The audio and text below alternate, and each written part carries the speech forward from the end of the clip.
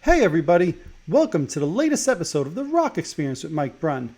On this episode, I'm really excited to have with me Kiss Unmasked cover band. We're going to talk all about being a fan, being in a cover band, and they'll also share with us some exciting information about an upcoming event that they're playing. Not only that, but these guys are really a lot of fun. I think you guys are going to really enjoy it. If you're into Kiss, you're going to love this episode. Alrighty, let's jump in and let's get started.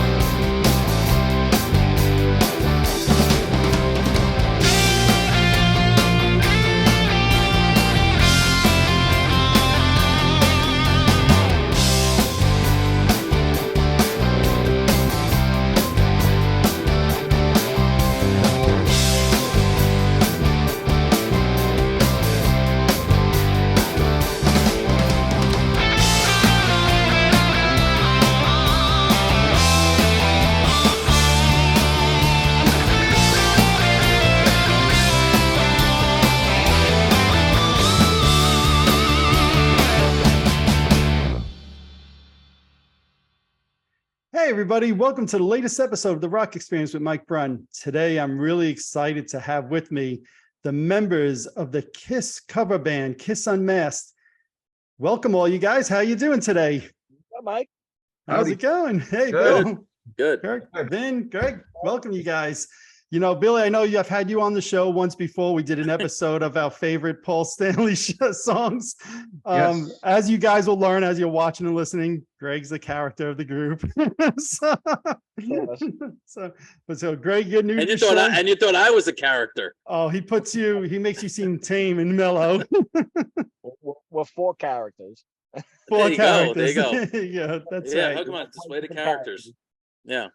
That's right. But you know, before we get into talking about, and I do want to talk about an upcoming really cool event you guys have that's coming up. And you know, I've seen the band a few times over the years. But before we even jump into the band and how you guys did become Kiss Unmasked, I first want to give the viewers and the listeners a chance to kind of get to know you guys a little bit and when you became fans and all of that. So, you know, maybe Billy, I'll start with you. When did you first become a fan? What was your first Kiss concert? What was your first Kiss album?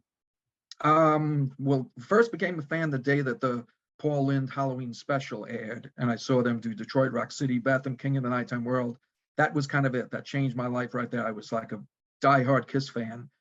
Then I saw that they were coming around to play Madison Square Garden right after that in February of '77, but it was sold out. I couldn't get it, so I begged my father, can we go to Nassau Coliseum? They just booked a show a couple of days later at Nassau Coliseum.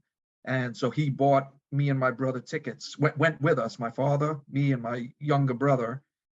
And so that was the first time seeing Kiss. Was that the show that Sammy Hagar opened that show? I believe that was, yeah. Okay. Do you remember, is the story true that he got booed while he was on stage? Do you remember any of that? You know what? I didn't remember because I was there just to see Kiss. Anybody else, it could have been the president on stage and I wouldn't have cared because I was waiting for Kiss to come on. So I have no memory of anything. Absolutely. From that point. Absolutely. But I've since now seen 86 Kiss concerts since then. Is it only 86? You've been slacking the last few years, you mean? Yeah. And Billy, that's how you and I met, right? We met at a Kiss show somewhere along the way. Well, at first I went to your guys' show. Actually at the Vault. That's right. We officially met. That's talked. right. Yeah. That is right. Well, But yes, you did come to see us. We did a 45th anniversary of the Daisy. Wow, that was almost 5 years ago now already? Yeah. Holy crap. Yep. We had Lou Lynette as a special guest that Skyped in. Yep. And yep, you were there. Yep. Yeah, that was a fun night. Like you said, that was the first time I got to see the band. So Kurt, I guess for you, when did you become a fan of the band? What was your first album? What was your first Kiss concert? Yeah. First, again, Mike, thank you for having us on here. And just wanted to say, I've seen some of your shows. I've seen what you did with Billy and Vincent. I listened to your Michael Schenker interview, and great stuff. You have the gift of gab, and you make it interesting. So maybe sometime you You can teach me how. You can teach me how to. You can teach me that art. So form. Vin, you gave him the But, $20 before this. It seems like, right? I did. I greased them. I greased them at the door. Yeah, 20, I only but got thank 10. you. So yeah, Kiss was the first band the first band I got into. I remember being in the first grade. And I remember, yeah, well, let's start with my first concert. My first concert ever. My father took me to Madison Square Garden on the Dynasty tour, and I was, a little kid, and that was it. It just it was all, that's what started me into, my life of as a musician, as a music lover. I remember being in the first grade. I remember even having. It's funny, I can't remember what I had for breakfast today, but I remember clearly. I remember clearly I was in the first grade, and I remember having an argument with one of my classmates over who's better, Kiss or Elvis.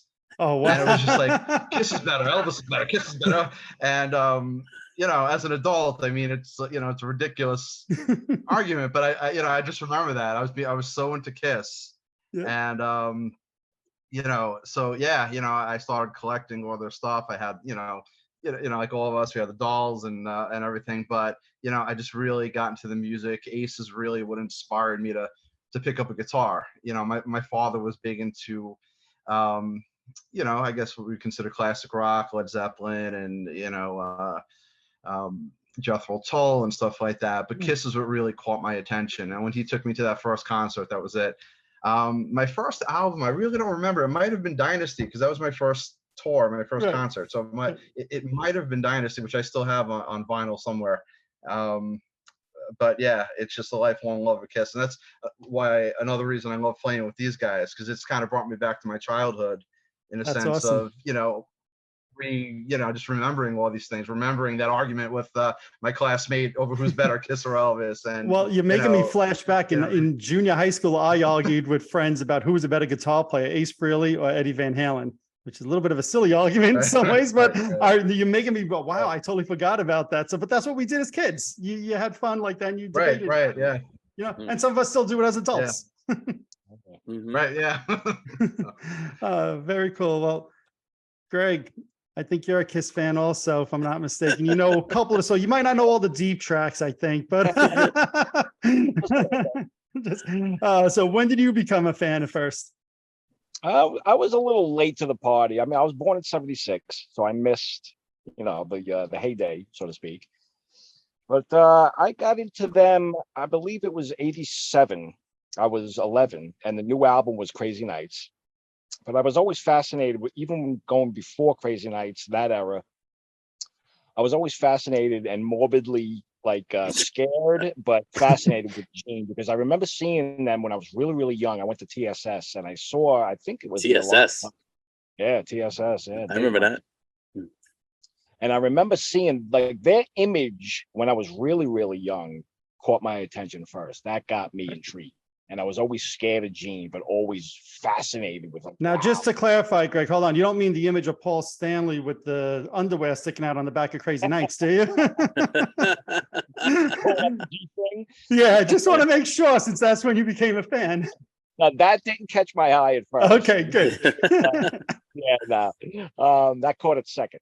No, but something about Gene when I was really, really young, just and seeing all of them, but Gene really caught my attention first. And then, it was just scared, yet fascinated, in love, horrified, everything in one, all mixed together. So the image really got my attention first. But then as I got a little older, in '86, I was 10, in '87, that's when I really started to, I bought Kiss Exposed, the VHS.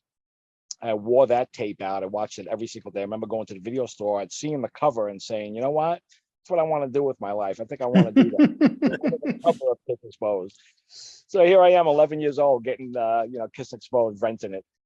And then it was just, after that, it was just, I paid attention to the music. I just fell in love. And I remember the new album was Crazy Nights, and I went to get it. And the reason why I got it is because I was looking at Crazy Nights when I bought it. I'm like, hey, how come Who Wants to Be Lonely isn't on here? Because I say that because that's the first song that really introduced me to them on Kiss Exposed. That's the first video. Interesting. But I didn't know at the time that Who Wants to Be Lonely is on Asylum and not Crazy Nights. So when I found it up, I was like, oh, well, it's not on this album. Damn it. But that didn't matter.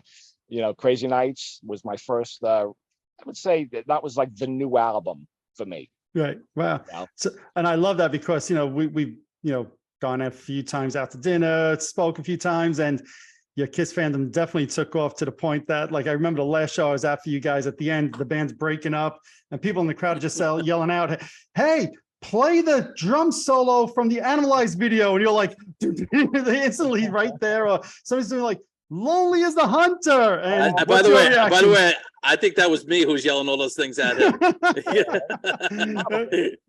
People yell, "You lonely as the hunter," and Greg, how do you respond? Yeah. Exit one basket, she threw me a bone. Oh, I love it. I absolutely love it. See, what's great is if I ever lose my voice, I just got Greg. I could just like do the band, and I could have Greg in the background and just do all the vocals for me. And he does the Paul Stanley too. If all of a sudden, if I miss a line and I can't remember what it is, all of a sudden I hear the voice coming out. It's Greg singing in the back. Great. So what I do is I just mouth it anyway. I take credit for it. He does solos too. He does solos too. If I'm messing up a solo, like I look at him, you see him mouth it, like he's mouthing his solo to me. Like if I'm off time and he's Greg, you got to show your tattoo. You got to show your tattoo. It might be a first on Mike Brunn's Well, yeah. What's the tattoo? Let's see the jeans. You didn't see my jean tattoo? Let's see it. Come on. Show it. Show it. Hold on. Bear with me here. It's on his leg. It's a little blurry. Oh, there we go. There you go. There you go. It froze at the perfect spot. That's nice. Exactly. That's very nice. 4 more inches to the left, it would have been an uncomfortable spot. Good thing it froze there. I sent the picture to Gene, and he actually reposted it on Twitter. Oh, that's awesome. That is awesome. How all the Kiss Army sends their tattoos to the guys. Yeah. So I got the tattoo in 2015. I think I've been sending him and the guys because all the Kiss Army, they want the Kiss tattoos sent to them. I've been trying for years and years. I've been sending nothing. Finally, years later, they actually acknowledged the tattoo. Gene did, and he reposted it, and Kiss Online reposted it too. And they said it was really incredible. So that was awesome. I was so happy that they finally acknowledged it after all those years. That is very cool. So now, who are you going to pay, Greg, to knock over Billy's mic during Strutter so you could do the 76 live version from Detroit? I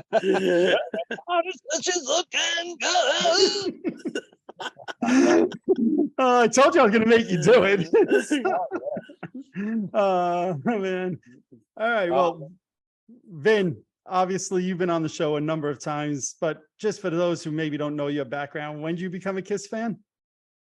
About 77. I want 76, 77 it was. Yeah. When was your first show? I don't even remember myself. Oh, it's funny because it kind of connects to Greg a bit because it was the Asylum tour. I was later, Mm-hmm.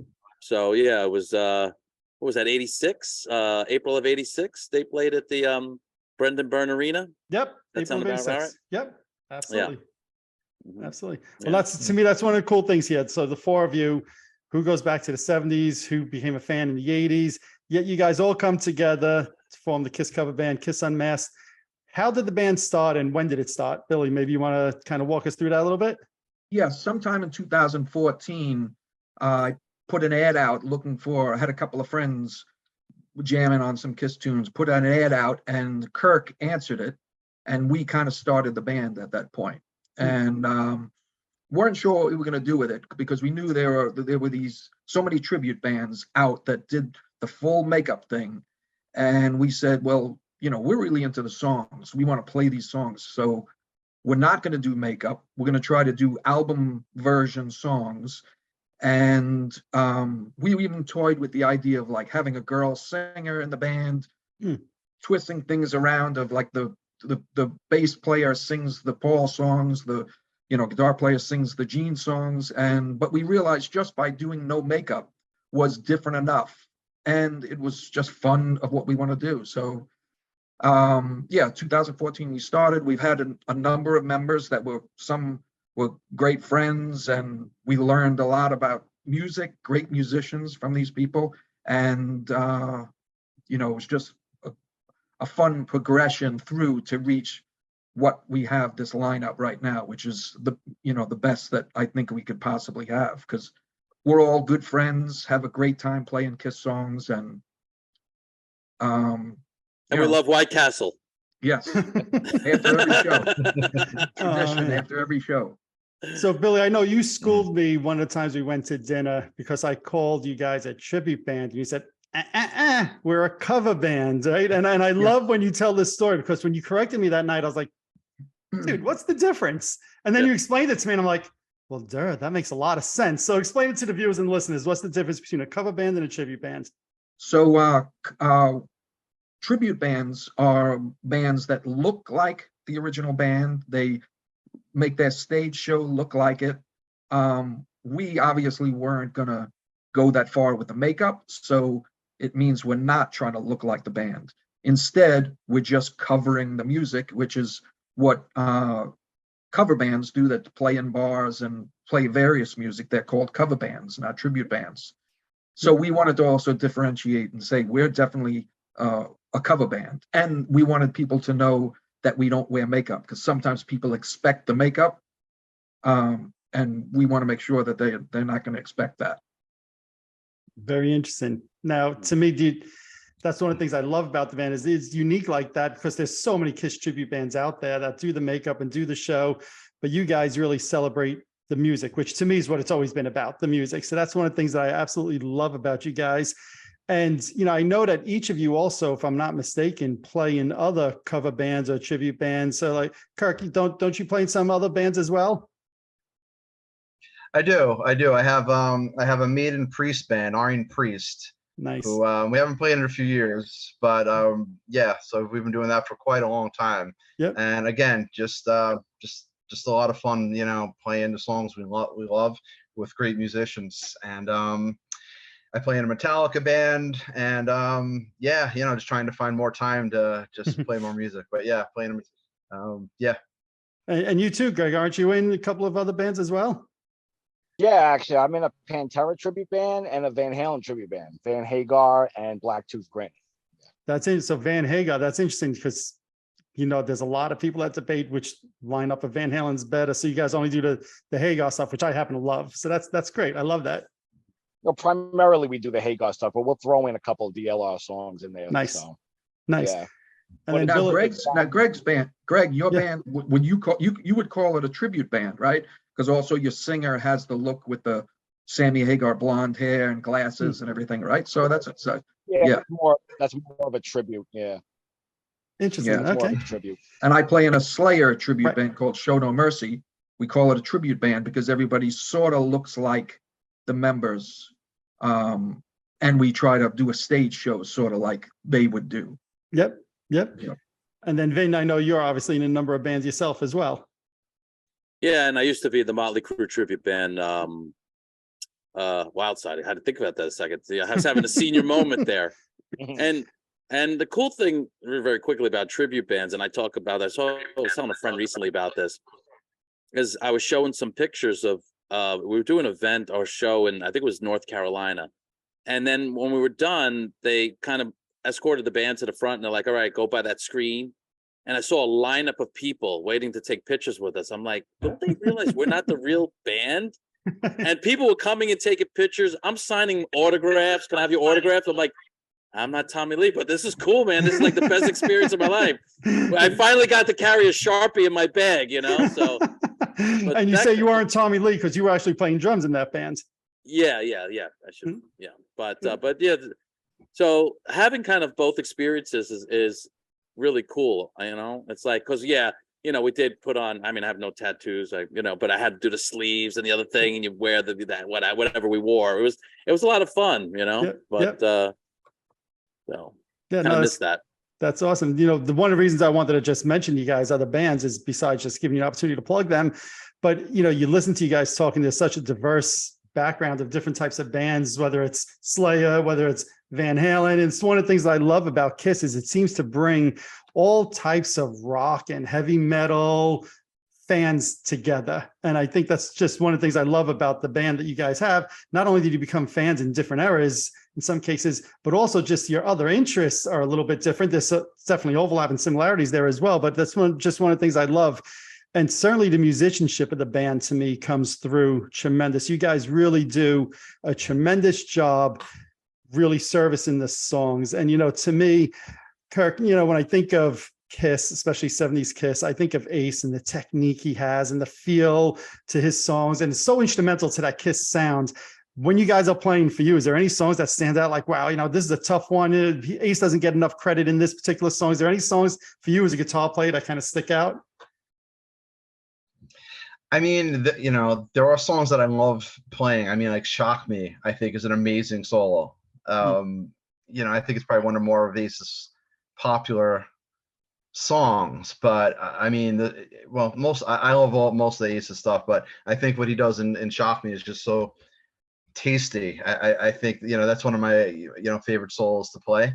There's just so, I mean, like 100,000 Years I love, it's again, as much repetition as there is in it, fun to play and just some great tasty stuff going on in there. And overall, I mean, like so many people like myself, I mean, Ace is what started me playing guitar, and so many people I hear say that, and I still think he doesn't get enough credit, as a guitar player. He's all feel, and it's all just tasty stuff, and it's just like, you can feel, what he's doing. It's just, he was just so unique and inspired so many people. But as a guitar player, I think he does deserve more credit than he's gotten. But yeah, those solos come to mind. Yeah. Can I just comment quickly on that? Just because me, I have a big mouth. I have to comment on everything. To what Kirk's saying, the thing that to me always identifies a great guitar player, whatever it is, a great person who plays an instrument or a legend, is as soon as you hear Ace Frehley, it's Ace Frehley. That vibrato, it's exactly his. It's very distinct, and it's very difficult to do. And I mean, Kirk, you could speak to that, so it doesn't matter how fast you play, whether you're Eddie Van Halen or whomever, you know what I mean? What truly makes you unique and you created sort of your own thing. Yeah, it's derivative of maybe Jimmy Page or whoever he was his influence, Eric Clapton. But, he doesn't sound like Clapton. He doesn't sound like Page. There might be some Page-esque things he does, but whatever. But so I always felt that way about Ace. Yeah. And the reason I brought that up is because, again, when I see you guys perform musically, it just sounds so great to me. And it all starts to me with that tone of Ace's guitar. And really, Kirk, you really just like nail that to me. And that to me is like the glue that holds it all together. So that's why I just wanted to highlight that. So the other thing is, and Greg, I'm thinking of you with this one. So, obviously Kiss has had a few drummers over the years, very different styles, right? There's no mistaking Peter's style for Eric Carr's style. They're very different. So when you play these songs, how do you approach? Is there a different approach that you have to have playing, let's just say, a song like Nothing to Lose compared to I Love It Loud? Thinking of the Kiss drummers, they were perfect for their time. Peter was the perfect drummer for the 70s. Eric Carr was the perfect drummer for them for the 80s. Eric Singer's the perfect drummer for 90s and beyond. It blows me away when you think about their drummers and how they were during their eras. It just fits so perfectly. Like, you couldn't put Peter into the Lick It Up stuff. You can't put Eric Carr into the 70s stuff. You know what I mean? It works so well, those three drummers, and they're all different. They all have their own signature sounds, signature styles. It's perfect. They picked the perfect drummers for the decades that they were in, really. I 100% agree. And I think Peter Criss, personally, we're talking about not getting enough credit when we're talking about Ace Frehley. To me, Peter Criss does not get enough credit as a drummer, and some of the feel that he has. And you could probably talk to it, Vin. I know you talk to it as well. I know. I was just going to comment. I have to make a comment on that. Very quick comment. I know. It's going to be like, when does he shut up? No, but this is what was one of the first things I told you when I auditioned for them. It all starts with the drums for me, and as soon as I heard Greg play these songs, I remember telling you, he plays it just like the record. His tempos is great. His feel is great. And that immediately, as a bass player, I was just like hooked. sorry, Billy and Kirk, but you know what I mean? It's like, I was immediately hooked, and then, oh yeah, these guys are great too. But, but it was like, really, as you have that bond, a bass player and a drummer, it's really something. And yeah. And it was immediate. I didn't have to fight.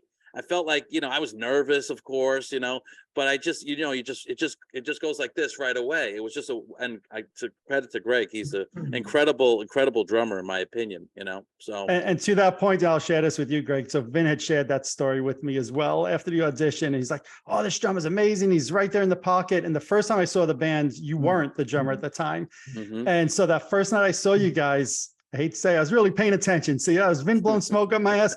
And when you guys did Call on Dr. Love, I'm like, yep, all right, you got it. You nailed that one. That whole feel of the hi-hat in the song. I'm like, yep, all right, Vin wasn't blowing smoke on my ass. He's got the touch.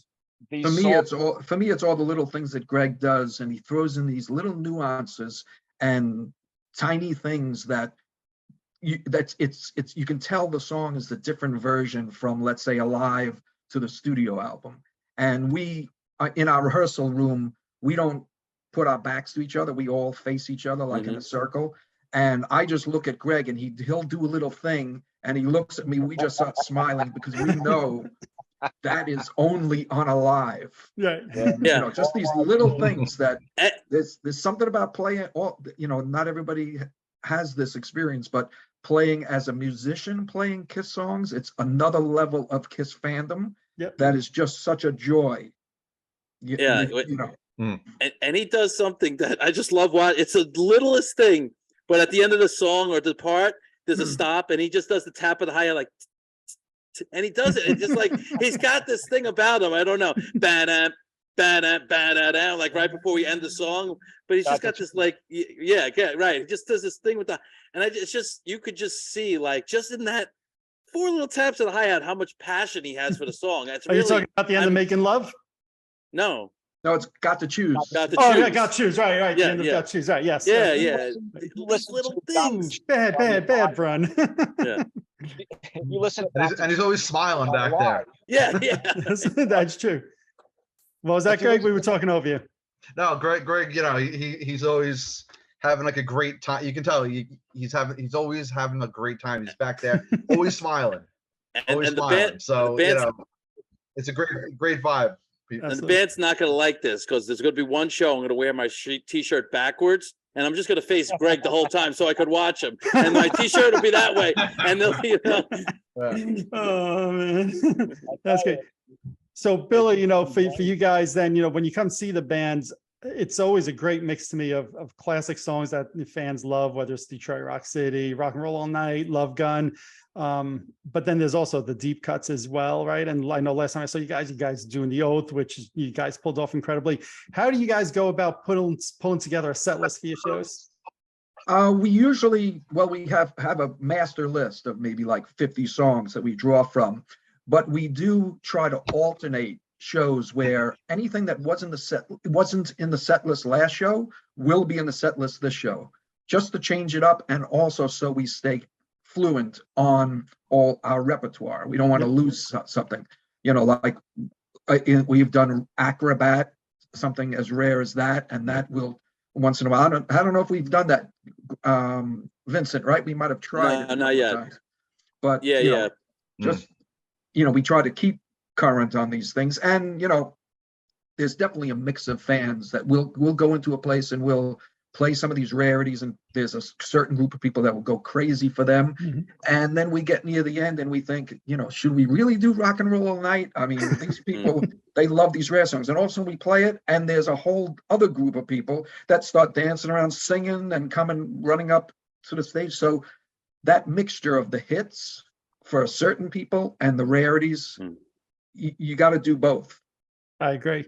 Now, Vin, for you, we were talking about before, Greg, and how much fun he's having, and I put him on the spot to do a couple of his Gene vocals. Do you ever worry one day he's going to like trip you and take over your spot? If he does that, I'll take it. If there's anybody who's going to do it in the band, I would not be upset, because I know how much he loves to do it. I egg him on more than probably anybody in the band.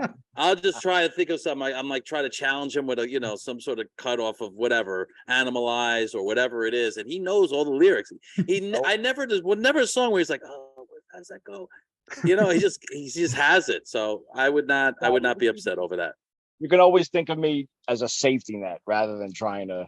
He's done that. I think it's always like the first verse of Cold Gin. For whatever reason, I have a brain fart.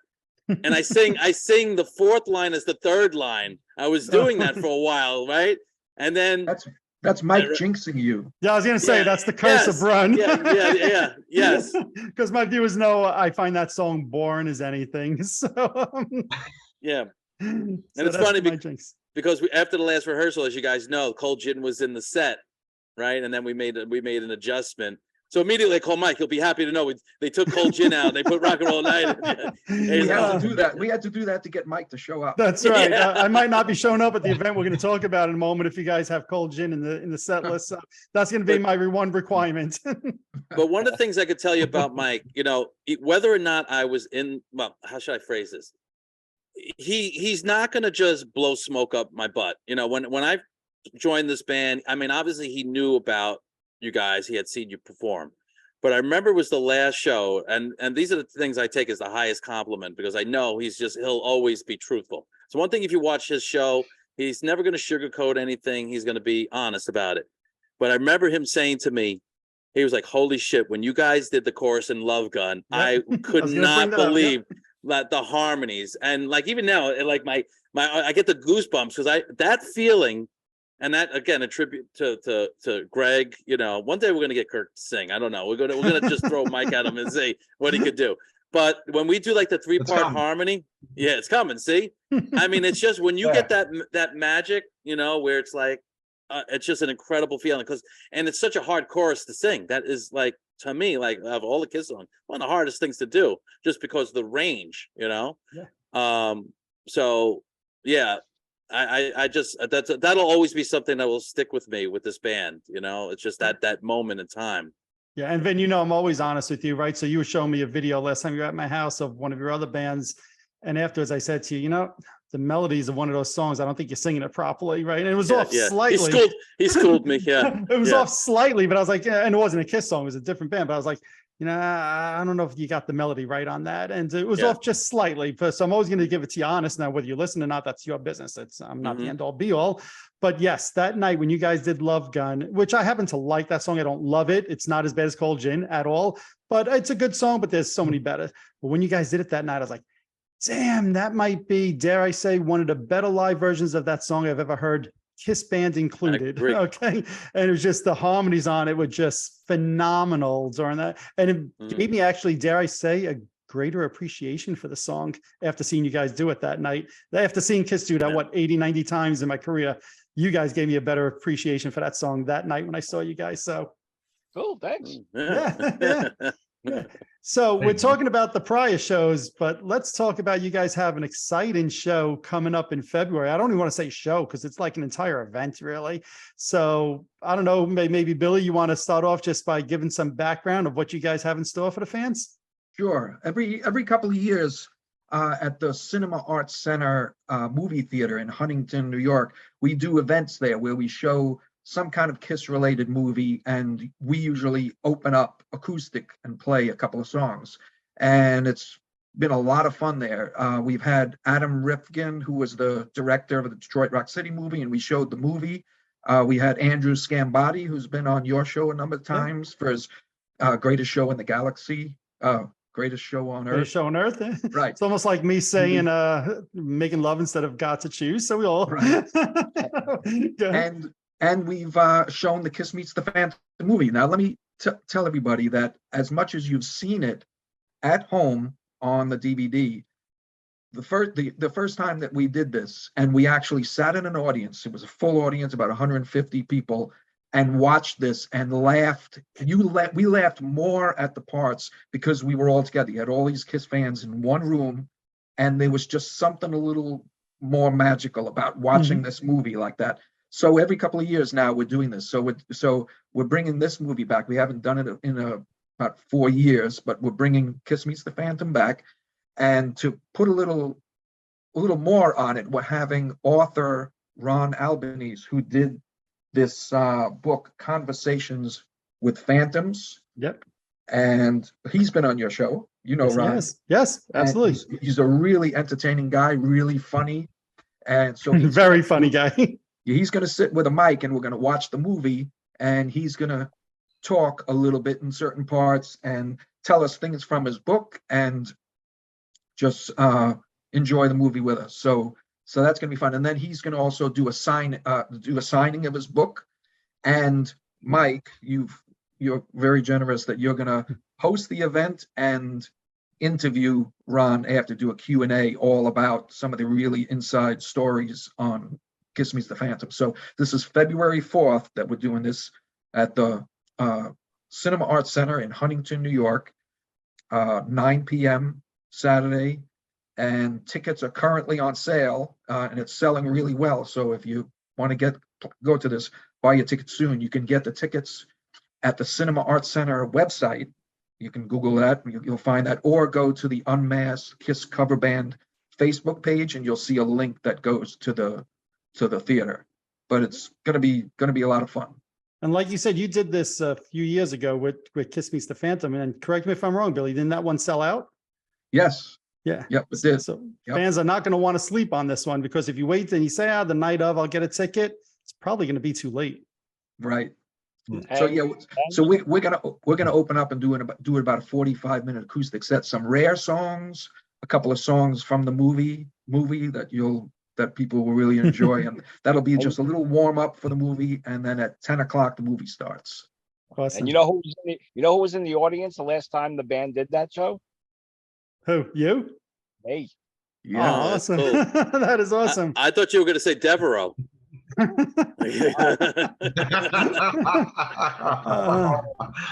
Devereaux. was it the cybernetic version of Yeah, you? yeah, Or- Well, now let me ask you guys then, are you fans of the movie, right? So like you said, Billy, when you get in a room with 150 Kiss fans, even the bad parts, people could laugh and have a good time with it. Are you a fan of the movie itself, though? And Kirk, maybe we'll start with you. What do you think of the movie? Yeah, I mean, I acknowledge that on its own, it's a pretty bad movie. But as I love the growing up, honesty. I loved it. But I love it. I really do. As a kid, because again, I saw it as a kid. It was Kiss on the screen. Right. It was, and I enjoy it. I enjoy the corny lines. I love it. And like Billy said, it's when we played it, it's basically just a bunch of us Kiss geeks all laughing at the same jokes. And it's like you really need to be, a Kiss fan or just a Kiss geek to really appreciate it. So I personally, I enjoy the movie. I've seen it so many times. I enjoy it, but I do, like I said, I acknowledge that most people who aren't Kiss fans probably wouldn't appreciate it. I think you summed up my feelings perfectly. Yeah, I think you summed up. What about Greg? Watching it. Yeah, I'm always interested in a fan like yourself who came in a little later, and obviously you probably didn't see the movie for at least 10 years after it came out. What was your first reaction when you saw it? And you said before how scared you were at one point of Gene. Did you see this and he's breaking through the stands with it? And are you laughing and saying, "Oh my God, what the hell is this?" Or did you enjoy it? I'm thinking, this is great, man. This is awesome. This is cool stuff, So That's it's great. what band has their own movie, and it's just it's awesome, and they, there was a time where Kiss could just do no wrong in my eyes, no matter what it was, said, what they did, they could do no wrong. It's Kiss, Right, they of course. be all end all. So, but that was then, now looking at it, it's like, okay, we know what it is. We understand. And so the sentimental value, but then there's also, we understand now as adults, what it is. So well, to me, and that's one of the things I love about an event like this is I think Kiss fans, like you said, we all know what it is, right? None of us are saying that this is a award-winning movie or whatever, but you put a bunch of fans together in a room watching it. You got Ron there, like Billy said, who, he wrote that book. And I'll tell you, anybody who hasn't read the book yet, I don't care how long of a fan you've been or how much you think you know about the band. every person I know that's read that book learned something new about the movie or the band reading the book. Ron is really, really knowledgeable. He interviewed a lot of people that were involved in the movie. So, you guys having him there to talk about the movie and do a Q&A afterwards, you probably could not find a better person. And like you said before, Billy, Ron's personality is just, he's a great guy. His personality goes perfect with that type of movie. It's no wonder he likes it. And I just think it's going to be an all around fun night, whether it's the movie, the acoustic show, the Q&A afterwards. If you're a Kiss fan and you don't come to this, you're missing out is the way I feel, because this is going to be a lot of fun. And to your point, like even me as a fan, I'm curious, like one of the things I'm curious about, whether it's licensing, like the original movie, you had that goofy Hanna-Barbera music, right? And then all of a sudden I saw, like, I think it's on the, what was the Kiss, the box sets they were coming out with? Kissology. Yeah, the Kissology. And all of a sudden they had solo album music. I'm like, what the hell happened? Yeah. I wanted to hear that goofy music when Gene's breaking through and you hear like Radioactive. I'm like, this is not what I remember. You want to hear the Hanna-Barbera music? Barbara. Yeah, Barbara. Not Hannah Banana. Yeah. I have my VHS copy that I got at Pathmark in the 80s that has the original, soundtrack. So I'm happy I still own that. Yeah. Yes. Like I was saying before, before I got into the band, I was a fan and I followed Unmasked before I was officially in. So I was a fan. So I saw Unmasked do this show at the same venue, same type of show. I was there in the audience. That's what I was saying before. And it was just awesome to be there. Did we lose him? He was secretly wishing he could be in the band. Please. Yes. Please. Right? It's a really interesting story how it came to be, because I was friends with Unmasked. The guys were awesome guys, and they were in a Kiss tribute band. I loved them. So I would follow Unmasked. I'd go to a couple of their shows, and the cult, the Cinema Arts Center was one of the shows. So I was there that night. So now to play it is like, even better. But I told Billy years ago, I said, look, if you ever find yourself in a situation where, whether it be an emergency, anything, that you need a drummer, I said, you don't call anybody but me. So, and to that point, I never had a shot, because when Mike saw them, he was saying to me at the time, "You're perfect to play drums in this band. You got to get into this band." And I was like, I did say that to you. How do I do that? So now it's great. Like, it's like the best of both worlds. I get Greg on the drums, which I'm, thrilled about, and I get to play bass in it. So it's funny. Like, I never thought it was going to work that way. It's a win-win. Yeah, but I told Billy years ago, because Billy happens to be in my two favorite bands, Kiss and Slayer. Yeah. So I always say Kiss, Slayer. I still like, It's a weird mix. I understand, but those two are like the biggest influences as far as music. But I told Billy years ago, I said, if you ever find yourself in need of a drummer for whatever reason, I said, you call me.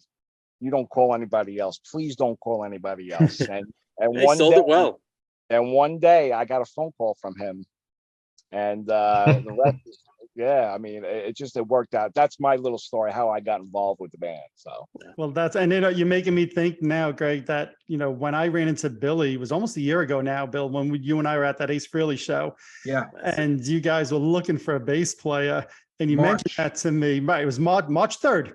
March 3rd, 2022. This is classic. And you and Lisa mentioned, we're looking for a bass player. And I was like, it's too bad. My buddy Vin plays bass, but he lives in Staten Island. He's not going to want to commute. And we spoke for a while that night, just about Kiss stuff and the Ace show. And then we went on our merry way. And it was probably a week until I mentioned to Vinny about our casually, by the way. Just like, I was like, it's too bad you don't live on Long Island. You probably would be perfect for these guys. I think you'd be a great fit. They're a great bunch of guys, blah, blah, blah. I was like, but you're not going to want to commute from Staten Island. I don't even know if I finished the sentence. He's like, all right, I already sent them a message. Just share that story for those who maybe haven't heard it and watching the show for the first time. Because on me. Yeah. Share the story. Yeah. Like he casually says it to me, like, hey, he didn't pose like, hey, would you be interested? He just he told me it as if he already made the decision for me, which was the weirdest thing. I'm like, wait a second, do I have a chance? So yeah, immediately as he's telling me that, I'm like, what's his name? What's his name? And I'm, I But was so excited. Didn't Mike wait 2 weeks to tell you? Yeah, it was pretty it was much. literally like 2 weeks. Now I'm thinking, oh, I hope they didn't find anybody, because I don't know if he had told me this, or maybe Billy, after you guys were kind of like, all right, I guess we're not going to find somebody. We're just going to put this on hold. I think, Yeah, so it's just, the Gene Simmons part is the hardest part in any Kiss band, to have somebody who can play bass and sing, which is not easy, and to have that voice and to be a good musician. We just we put out ads and things like that. We were looking for people, but we just said, you know what, why don't we just take like a year off? We'll look and we'll take our time, and maybe somebody will come along. And all of a sudden, 1 month later, we have Vincent, which was incredible. And and I didn't even, when Mike told me, Mike played a little sample of a song, of a Kiss type song that Vincent was doing, and I was like, wow, please, ask him for us. thank you. And Mike could attest to this. So, I go to the audition. I'm nervous, but I'm confident. I knew I recorded a couple of these songs. I knew I could do the Gene voice. I had done Dr. Love and I think Christine 16. So I felt good. And immediately you guys made me feel comfortable and at home. It was great, a great vibe. And you leave without a definitive. It sounds like they're planning maybe something around you, but you don't get that. Okay, congratulations, you're in the band. So I get in the car, I call Mike. He's like, "How's it going?" I'm like, "Good." I think I really, I really feel good. I'm maybe by tomorrow morning I'll find out. I'm so excited. I'm like, wait a second, a text just came in. Wait. And he says he'd never heard me yell or scream like I did, ever. I might have probably hit a note I can't ever hit again. It was like one of the most exciting things that ever happened to me, because I was just like, it all of a sudden hit me, and it hit me more so like when we started doing stuff like God of Thunder, like I'm the God of Thunder. Like, how did that happen? You know what I mean? Like, these songs, like, it has such an impact when you actually become the character per se, even though we're a cover band, but we're still trying to convey and sell the song as best we can. We're really being true to the original songs and or versions. Like Billy always say, he'll send me the set list, it'll be like a live 2 ending, a live 1 ending, you know what I mean? And it's kind of cool. Or we'll do 100,000 years and we extend that whole middle part, or Let Me Go Rock and Roll and stuff like that, which is really cool because we get to do those things. So to play the songs as authentically as possible, that means everything to me, because they're not half-assing anything. They love the band so much, as I do, and we know that you're not going to fool any Kiss fan. Any true Kiss fan, you're not going to fool them. So you're doing the absolute best you can with the most passion you have, to really just give that best performance. And that's probably the biggest thing that I love about these band and about these guys. Yeah. Well, also at the audition, I asked you a couple of questions to test the Kiss fandom, but that was only, I didn't really have to do that because I'm a listener of the Mike Brunn's Rock and Roll Experience, so I knew you as a Kiss fan already. Right. But it was more about that you kind of connected with us, that I could tell we're going to be best friends with this guy, and that's more important in any band. He said that to me. Between people, is the most important thing. The only reason I didn't say you're in is because the other band members in the room, how do you go about that? How do you say, this guy's good, isn't he? Come on, we gotta take him. Don't you gotta go pee? Don't you gotta go upstairs a second? Get out of here. Yeah, what if you would have said, can I go out for a cigarette? And, even though you didn't smoke. Right, yeah. I gotta get out. I gotta get something from my car. I'll be right back. Right. We would all said, okay, he's in. Let's tell him now. Oh, okay. Well, you didn't torture me. It was literally like 10 minutes or 15 minutes later. So. And I'm glad it played out the way it did, because I got to be talking on the phone with him. He's like, yes. Totally excited. You probably didn't even make it to your double cheeseburger yet. No, I didn't. I mean, your Whopper with cheese. Yeah. I was ready. That's what I did. I remember I said I'm going to get a celebratory McDonald's. I got whatever a quarter. Yeah, I did. You did. And it was delicious. Oh, it was so good. It was so good. That's great. Now, just going back to the event for a moment, right? So like you guys said, that particular night, you're going to be playing acoustic. And Bill, I think you've told me before you guys are going to do like a 45-minute set, and certainly let's not give away any of the surprises that you guys are going to be doing. But when you're playing acoustic as a band, do you have to approach that differently than when you're playing the electric shows? What do you think? What do you think, Kirk? Because we worked on our arrangements of the guitars and things like that. Oh, absolutely. It's a whole, well, first of all, as far as the guitars go, it's a challenge. One, getting a sound that's just not, you don't want it to be a really dry, dull sound. So for me, having a nice sound is a challenge. Acoustics also, it's harder to control like feedback issues and stuff like that. So, there's a lot of challenges involved, but also, we need to kind of play a little softer. Sometimes playing the guitar, the music is so intense, sometimes I feel like I'm not playing, I need to be a little louder, and you start playing too intense, and like the strings start popping off. So it's a challenge to get the sound, to get the volumes right and everything, and also just as a band, the dynamics, it really is even for Greg, who can speak more to that, but even just to it's got to be a challenge just to tone it down, even for like in the past, our previous drummer, I think he used Greg, what do you call those brushes? Brushes. Yeah. Thank you, brushes. So but yeah, and like the solos, like I can't just step on a pedal and boost the lead. It's like or go all the way up to the the higher frets. So yeah. I have to so yeah, it is a challenge. It's definitely different, and I love doing it. I love doing it. I love the challenge. I love the sound. I play a lot of acoustic when I'm not playing in the metal in the rock bands, and I always enjoy it. Right. Well, I remember, because I'm a huge fan of the MTV Unplugged album, right? I remember when the band first announced they were going to do that, and I felt like, boo, boo. But then it came out, and I'm like, damn, this Behind Kiss Live, it's probably my favorite Kiss live album. But I remember the band talking about, especially with Ace and Peter coming back, they tried to do different songs. They tried to work out Shock Me, and it just didn't work out acoustic. So is there any songs that when you guys try to rehearse and you're like, nah, that just doesn't work on acoustic guitars? I don't know about that. I think anything can pretty much work. Maybe, I mean, like a Making Love or something like that, something with a riff, that probably would not work. Okay. But we kind of went over a bunch of songs, and also, we want to do a few things from the movie. We wanted to add a few new things that we've never played before.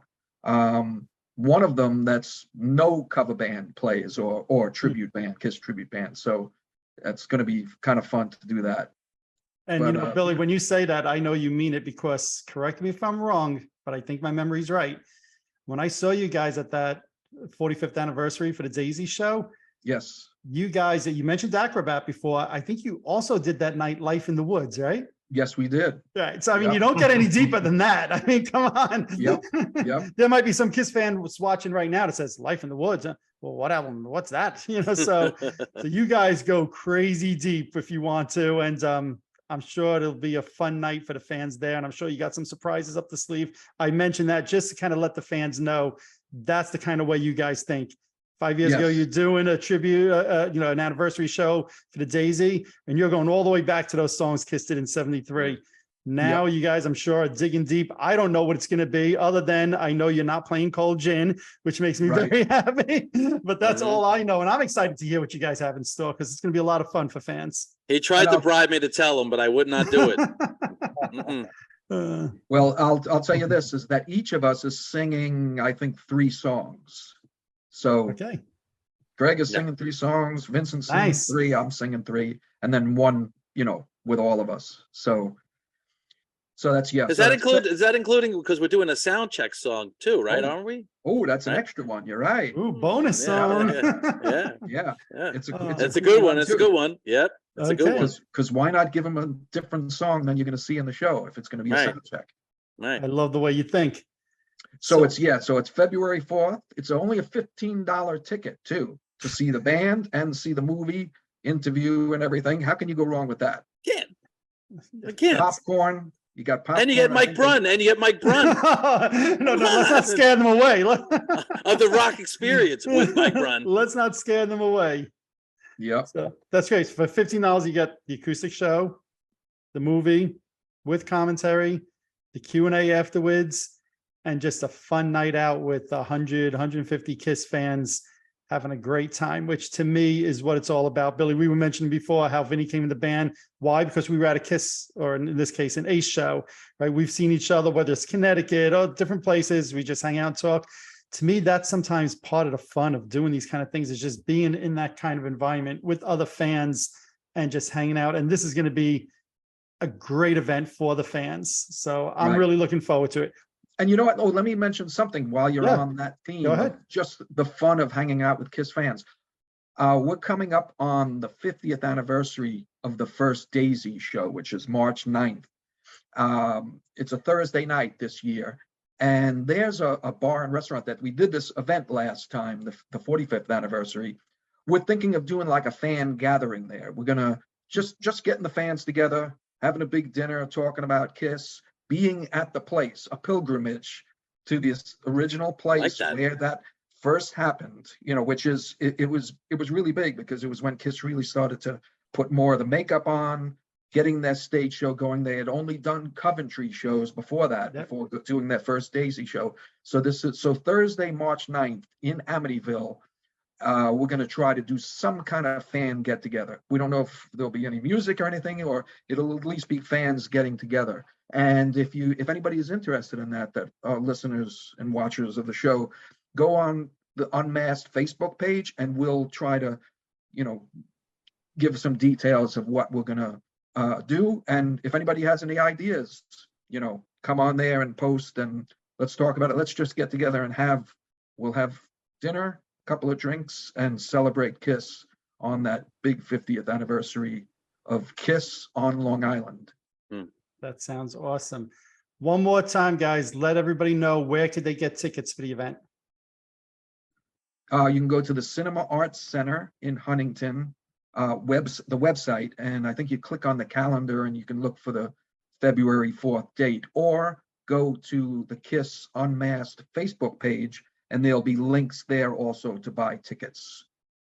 Perfect. And like you said, $15, you can't go wrong. You spend that much almost on a McDonald's meal these days. So $15 for a night out, it's going to be a great time. Anything else about the show that you guys want to bring up before we wrap this up? I'll take that as a no. The crowd goes. What was that? I don't own brushes, so I'm going to have to play really, really lightly. Well, go ahead, Ben. I was going to say, to that, because last rehearsal, the first rehearsal I did with them, I see Greg and he's playing so soft.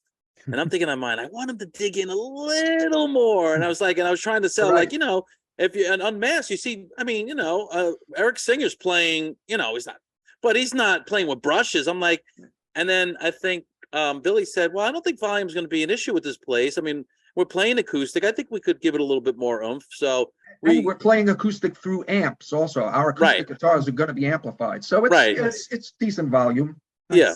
So I think the only reason we say some of these things about, can you play lighter, is to kind of keep the elements of acoustic, but it's really, you can't help rocking a little bit. I mean, if you look at Unplugged, when you had Peter and Eric both on stage, they were still hitting those drums pretty good. And to be fair, he's playing in an acoustic drum set, right? We're probably not going to be miking it. So it is really, he is playing purely acoustic. So that's the one instrument there's no electronics, right? I mean, you don't have any electronic pads or anything like that, or triggers or anything that. So, he's the only one who's truly acoustic. So to lower him, makes no sense. He's the most acoustic. Oh, that's great. So, that's great. Interesting. Yeah. I can't wait though. I always got your back, Greg. I always got your damn back, right? Likewise. I was going to ask you, Greg, to kind of sign us out with a couple of Gene-isms. I don't know. What do you want to give us? Started. Go, no, get started. Come on. David, young and wasted. Yeah. Doug Winston, oh my God. Like a fly to a spider, you're on to the sky. You're a flyer for those who know the ground. How about the last song we were fooling around with at rehearsal? Love 'em, leave 'em. Oh, that was good. Yeah. We got to bust that out. That was fun. We were just jamming on that. Uh-huh. We got to make that part of the show too. That's We got to do the Rock and Roll Over album. Yeah. Yeah. Oh, that would be fun. Yeah. That would be fun. I went to see Greg's. I was just quick. Yeah, go. I went to see Greg's Pantera band this past weekend. I thought I heard a little "Ladies in Waiting" between songs. Wasn't sure where that came from, but I thought I heard a little "Ladies in Waiting." Is he right, Greg? Yeah, you probably did. Let's hear it. Let's hear it. Sean. Oh man. Well, that's one of the things I love is obviously you guys have a lot of fun together. It comes through on the shows. It's going to be a great night that night. I want to thank all of you guys for joining the show tonight. This is a lot of fun for me. I look forward to being there that night. It's going to be a fun night. And Thanks for having us. everybody who's watching. I hope to see you guys on February 4th. Thank you, Mike. Thank you. Guys. All right. Until next time, Bye. Thank everybody. you, man. Yeah. Guys. Ooh, Thank you.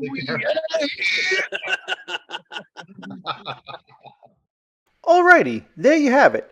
I'd like to thank the guys from the Kiss Unmasked cover band. That was a lot of fun. Always a great time chatting with you guys, and I know the upcoming show in February is going to be a blast as well. Thanks a lot, guys.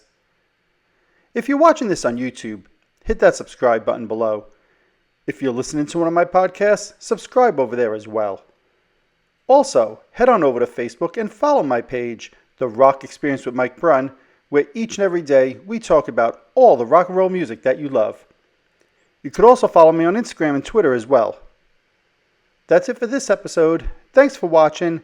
Thanks for listening. See you all next time.